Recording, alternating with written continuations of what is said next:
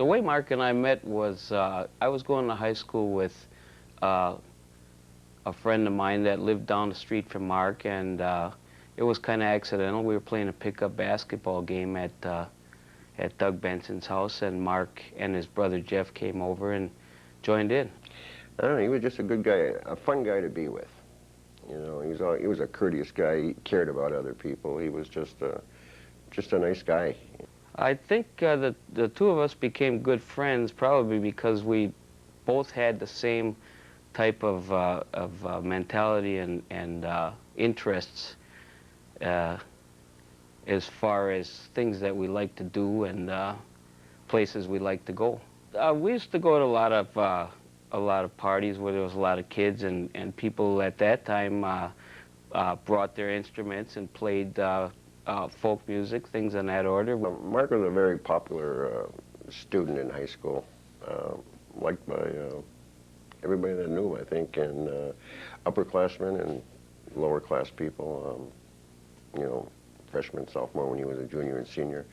He got along with everybody there. He was very popular. Well, we liked going to the dances, and we liked double dating with our girlfriends at the time, and not only going to the dances with our girlfriends, but going to other places such as State Fair Park and Muskego Beach Ballroom for dances that they had every Friday and Saturday night. He had a lot of friends, and he was always tossing me up and down, seeing that I was only 9 at the time. He was a very happy person, from what I can remember. Well, Mark was a senior, I think, in 1964. I think that's when he graduated. I think that's the year Oak Creek won a championship in our conference at that time. First one I think Oak Creek had ever won. He was all-conference football player, along with Mike Soto and Al Epton. They were a very good team. Those 3 guys were probably the team leaders at that time. Football I do remember, because I remember freezing all the time out there. Also, I think one summer we went up to Woodruff, Wisconsin, where there was a boys' camp. And at that time, Mr. Schwartz was one of the basketball coaches and a counselor at the school, and he worked at that camp. So Mark went up there, and in fact, the next year I went up there along with him, and we worked all summer at a camp where it was a camp for kids. And our job was working in the kitchen, though, but we got to play a lot of basketball, and that's why we went up there, so that we could get better at basketball. Basketball in Oak Creek at that time was not very good. I don't know that we ever had a winning record back in the 60s at all. And Mark wasn't much taller than me, an inch or two, so he wasn't a very big basketball player, but he was good for, I mean, he made varsity, pretty good basketball player, but we didn't have good basketball teams in Oak Creek at that time. Mark liked history classes, probably the best, because I think that's what he wanted to teach when he became a teacher. He attended MATC, and then he went to lacrosse, and he was gonna, I think his career was gonna be in teaching. I think he wanted to teach history, and he was gonna play football up in lacrosse. But like I say, he wasn't very big, and I recall he wasn't out for football for too long because they used him as a blocking dummy primarily. And he wasn't very big. Even back then, college students were a little bit bigger than what he was, and so he was only out for a couple of weeks at football. And I liked going up there and visiting him because it was fun going up there, because I'm only a year and a day younger than him, so we were pretty close, you know. So it was fun. We had a good time when we got together up there. And his dorm room was on the 3rd floor of the dormitories, and his roommate had fell asleep and locked us all out. We were up visiting at the time, so we rounded up everyone that we could and started building a pyramid of bodies outside of the dorm room to reach the 3rd-story window, which we finally did. And as we reached the 3rd-story window, his roommate had woken up and found out what we were doing and took a pail of water and threw it on all of us. Yeah, we had some very good times up there. And Tony, I usually went up there with Tony. As far as when Mark decided to enlist in the Marines. He was in just finishing college at the time, and I guess I was a little surprised at the time that he made that decision. I think he decided to join the Marines because we had a large family, and our family really didn't have the money to send Mark to school. So my grandfather was paying or loaning him the money to go to school. He figured, I think, that if he went into the service, then he could go to the school when he got out under the GI Bill, and it would be better. Seeing as his brothers, Jeff and Chuck, were both in the Marines at the time, and probably we were due to get drafted anyways, I figured he wanted to be with his brothers in the Marines. Well, I wasn't too happy when I heard that he was going to drop out of college and join the Marine Corps. I mean, I was already in it. I had joined the year before, and I had just hoped that he would just stay in school, and because at that time he had a college deferment, he didn't have to go in. But I think he felt kind of obligated to do it too. I think we were all raised to, you know, if the country was going to be at war and we were called to do our duty, we were going to go and do it, you know. Boot camp for anybody is very difficult, especially in the Marine Corps and especially back at that time. Boot camp was difficult, but you did learn an awful lot. You learn how to take orders, which is very important when you're going into combat, that when you get an order, you follow it. You have to do it. And it's difficult. I had learned the Marines hymn. I learned to play it on the organ and to learn all the words to the song. And my neighbor taught me that because I wanted to be able to sing it to him before he was shipped out. And when he did come home and he was doing his laundry, I was singing the song to him. And it really, he just thought that was the neatest thing. I wasn't able to play it. I didn't have an organ with me, but at the time I did sing the entire thing. I was surprised at myself that I could even sing it, but I did sing it to him. And that was the very last time that I saw him. The last time I saw Mark was out in California. I had just returned from Vietnam, just got back on a ship, and Mark was just on his way over, and we had one weekend together. We have some relatives that live out there, and that's where I was staying when I came back. And that's where Mark stayed because that's where he went through boot camp and training was out in California. So we met there for a weekend and had a really good time. And that was the last time I had saw him. He wrote me letters quite often and described some of the situations he was into, and I guess reading the letters, it kind of scared me at the time. I don't know how he felt as far as fear or anything like that. I'm sure there was plenty of that, but Mark was the type of person that you could depend on in a situation where there was pressure or anything on that order.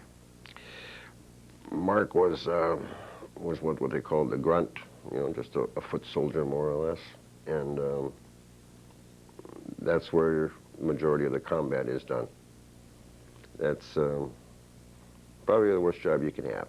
If you're going to war, you're going to be seeing the action because you're one of the people who carries the rifles. And he had a job to do, and part of his job was protecting the people that he was with in battle and having the people that were with him to protect each other. He never talked about divisiveness and anti-war protests. It didn't matter. March 15th, 1968. Dear Mom and Dad, it's me again. I'm writing by moonlight while I'm on watch. This is going to be short, but it's mainly for things I need badly. First off, I need socks. Also, letter writing gear. The fancy kind like I used to use all the time. A couple of boxes. A good pen, to use fine point. A Parker or about the same. And a plastic pouch with a zipper to keep it all in so it doesn't get lost or wet. Mustache wax for my mustache. Barbershop should have some. Please try to get it here as fast as possible. Your bottle still hasn't gotten here. I'm doing well, better than the 80-some guys we've had killed already. Anyway, Miss you all very much. Hope you are all doing well. Write often. Love you all very much. Your eldest son, Mark.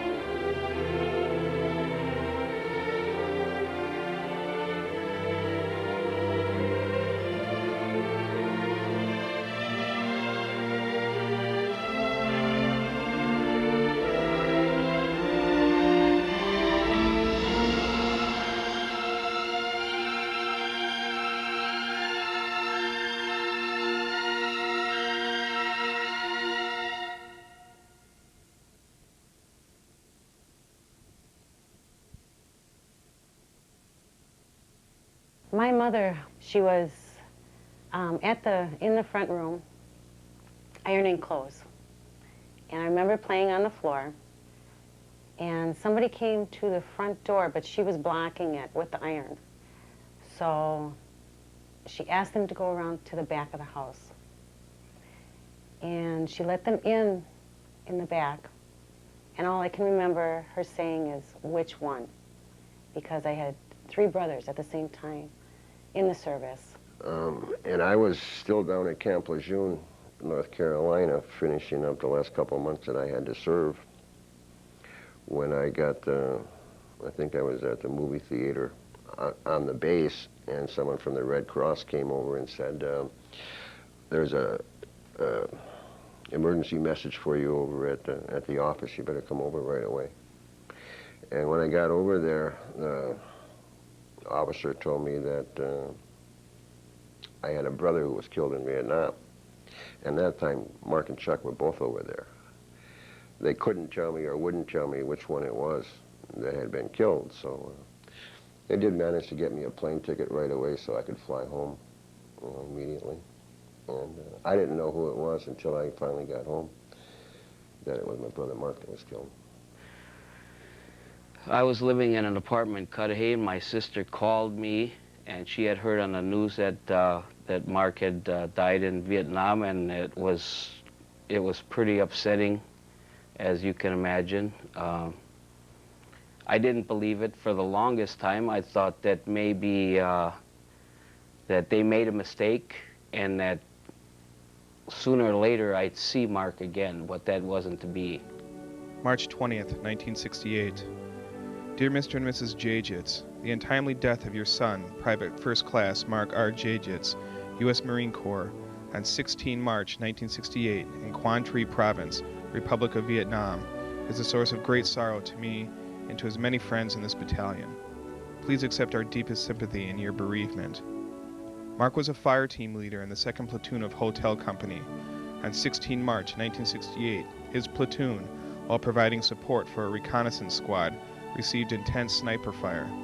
During the heavy volume of sniper fire, Mark was struck in the chest, and despite the efforts of Navy medical corpsmen, died shortly thereafter. Mark's body was evacuated to the nearest medical facility. The last rites of the church were received by Mark from Lieutenant Commander F.J. Urbano, U.S. Navy Chaplain Corps. We plan to hold a memorial mass in Mark's honor in the near future. Mark was a fine Marine. Through his cheerful disposition and hard work, he won the respect of many. I realize that words can do very little to console you. However, I do hope the knowledge that your son is keenly missed here and that we share in your grief will alleviate your suffering. If you feel that I can be of any further assistance to you, please do not hesitate to write me. Sincerely yours, C.W. Knapp, Major, United States Marine Corps, Executive Officer. It was a closed casket because he had been shot up, and they didn't think it was a good idea to open the casket. And I guess that's always somewhat bothered me, but I guess I like kind of remembering him as I last saw him and not what he could have looked like in that. I think it's probably the longest funeral procession that I've ever been in my life. There was cars as far as the eye can see. And the weather was cloudy. I can remember it was very cloudy and cold. Pretty trying experience, and you know, trying to comfort Mark's brothers and sisters as much as I could, and his parents also. My sister fainted. She was a couple years older than I. I just remember my parents being very, very sad. And everybody around us. It was just a very emotional time. Mark had a very big funeral because he had an awful lot of friends. And I guess my most vivid memory of that is the Marine Corps did do the service, and when they play taps, it's very, very emotional. When they play taps, and it's your best friend, it's pretty hard. It's pretty trying experience. To this day, I can't listen to taps.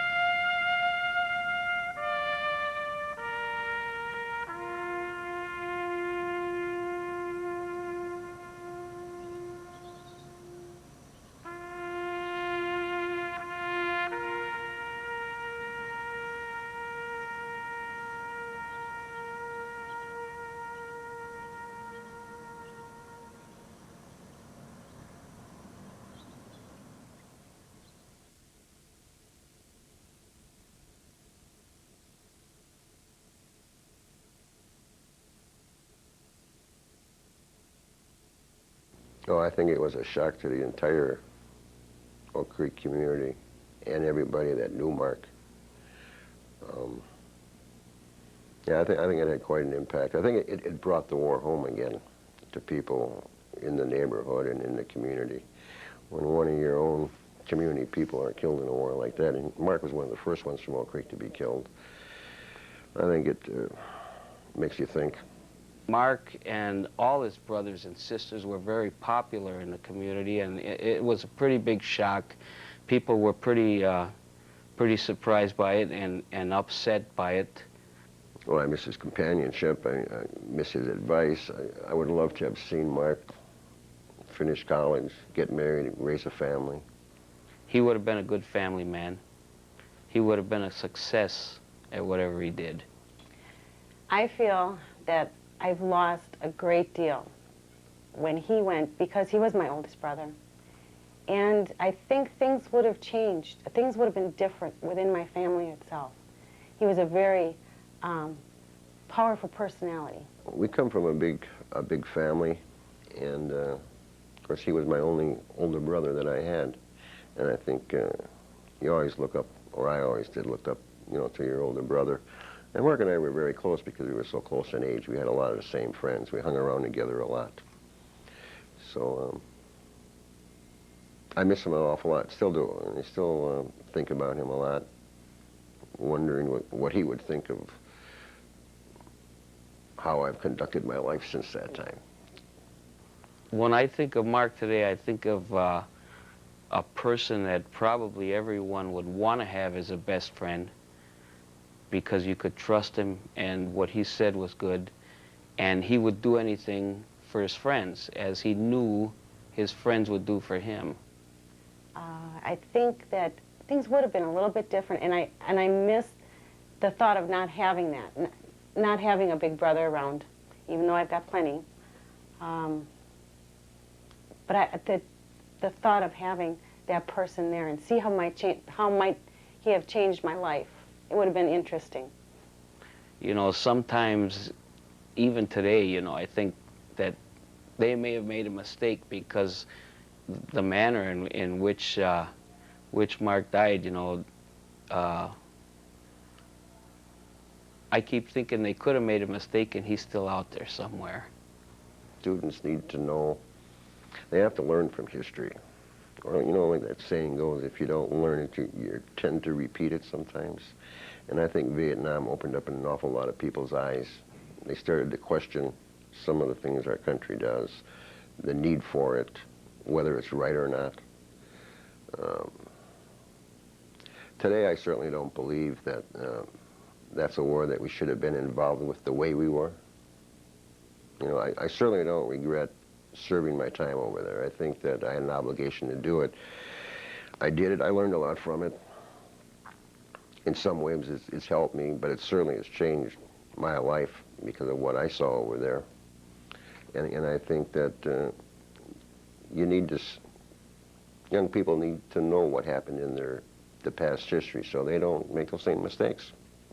To learn to respect people who have fought for our country. These people and these guys that died were no older than what some of the kids are today that are in high school. And they gave the ultimate sacrifice and for the country, and be proud of it. Be proud of these people that did that and honor them in that way.